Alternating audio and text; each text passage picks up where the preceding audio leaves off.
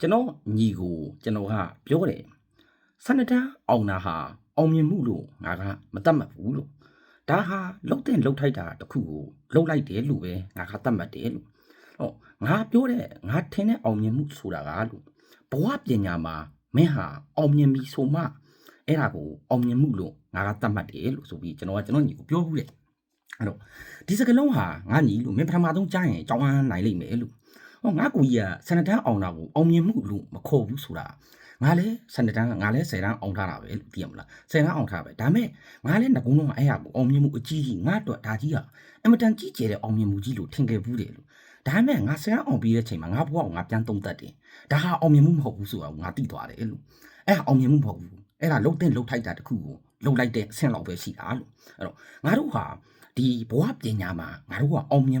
အောင်မြင်မှုလို့ခေါ်လို့ရမယ်လို့အဲ့တော့ငါတို့က10တန်းအောင်စူးစမ်းခဲ့တယ်ကလေးဘဝမှာကြောင်းလိုက်တယ်ဒါ10တန်းအောင်နဲ့တက်ကလို့တက်တယ်ဒါကလှုပ်တဲ့လှုပ်ထိုက်တာတခုကိုလှုပ်လိုက်တာပဲအဲ့တော့ဘဝမှာ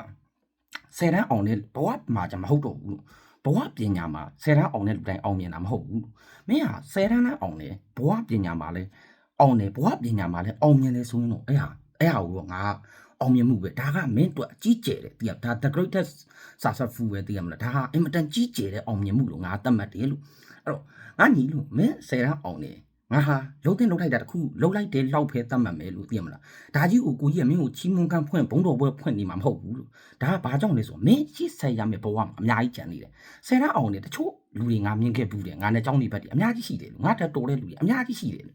ငါမြင်ခဲ့ဘူးတယ်လို့ဘာလဲလို့မေးရင်10တန်းအောင်တယ်သူတို့ဟာအဲ့ဟာကိုတကယ်အကြီးကျယ်ဆုံးသောအောင်မြင်မှုလို့သူထင်တယ်ဘယ်မှာပြန်တက်လဲလို့မေးရင်ဘဝပညာမှာသူတို့ကတက်နေခဲ့တယ်ဘဝပညာမှာတ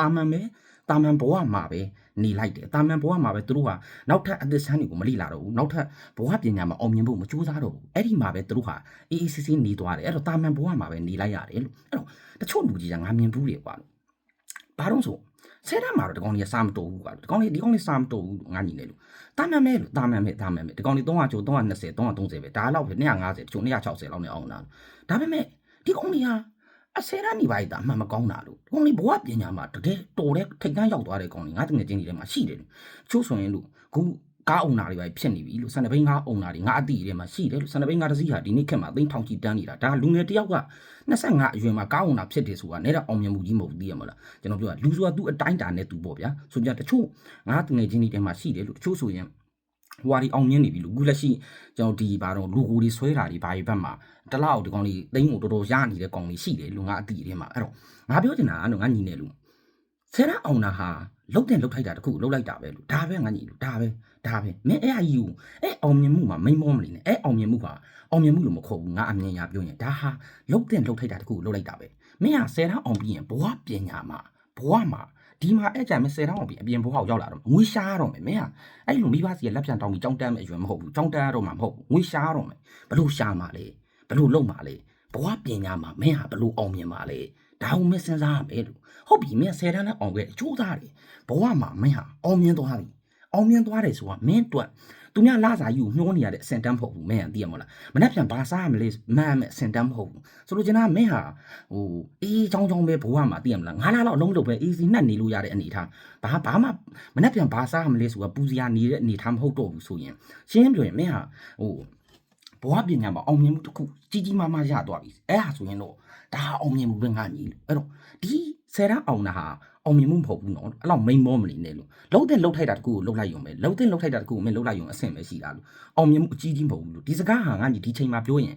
နည်းနည်းမင်းတို့ဂျားတဲ့နားထဲမှာဒါနားကလို့လိမ့်မယ်လို့နားကလို့လိမ့်မယ်တချို့မိဘတွေကြိုက်မှာမဟုတ်ဘူးအဲ့လိုပြောရင်တချို့ကလေးတွေကိုအောင်ကားကလေးတွေအဲ့လိုပြောရင်ကြိုက်မှာမဟုတ်ဘူးပြောချင်တာငါညီလို့အဲ့ဒီထဲမှာမိန်မောမနေနဲ့နော်အဲ့ဟာအောင်မြင်မှုမဟုတ်ဘူးအဲ့ဟာကမင်းလှုပ်တဲ့လှုပ်ထိုက်တာတခုမင်းလှုပ်လိုက်တာပဲရှိတာဒီဟာအောင်မြင်မှုဆိုတာဘဝပညာမှာမင်းအောင်မြင်အောင်လုပ်ရမယ်နော်အောင်မြင်ပြီဆိုမှအဲ့ဒါကိုအောင်မြင်မှုလို့ခေါ်တယ်နော်လို့ဆိုပြီးကျွန်တော်ကပြောဘူးတယ်အဲ့တော့ညီကိုတွေကတော့ဘယ်လိုမြင်လဲမသိဘူးကျွန်တော်ရဲ့တချို့အယူဆတွေဟာနည်းနည်းလေးဘယ်လိုပြောမလို့ဟိုတာမန်လူတွေအတွက်တော့နားကလောစရာဖြစ်မယ်ဟိုဘယ်လိုပြောမလို့စိတ်ဆိုးစရာဖြစ်ကောင်းဖြစ်မယ်ဒါမဲ့ကျွန်တော်ကတော့ဒီလိုပဲသတ်မှတ်ထားတယ်ဒါကျွန်တော်ကဘာကြောင့်လဲဆိုကျွန်တော်10တန်းအောင်တဲ့ချိန်မှာကျွန်တော်တို့အကြီးအောင်မြင်မှုလို့ထင်ထားတာကျွန်တော်အမတန်ကိုကျွန်တော်အောင်မြင်မှုအကြီးပဲကျွန်တော်တို့ကသိရမလားဘဝမှာအောင်မြင်မှုကသိရမလားအကြီးထင်တာဒါမဲ့3လလောက်နေတဲ့ချိန်မှာကျွန်တော်ပြန်သုံးသပ်တယ် ဒါဘာမှမဟုတ်ဘူးတိဘာမှမဟုတ်ဒါအောင်မြင်မှုမဟုတ်ဟာဒါအောင်မြင်မှုမဟုတ်ကွာလို့ဒါလုတ်တဲ့လုတ်ထိုက်တာတခုလုတ်လိုက်တာပဲဆိုပြီးတော့ကျွန်တော်ပြန်တွေးတယ်အဲ့ဒီအတွေးခေါ်ကိုကျွန်တော်ကတိတဲ့အချိန်မှာဒါကျွန်တော်ညီကိုကျွန်တော်ပြန် sharing လုပ်တာပေါ့အဲ့တော့အားလုံးပဲကျေးဇူးတင်ပါတယ်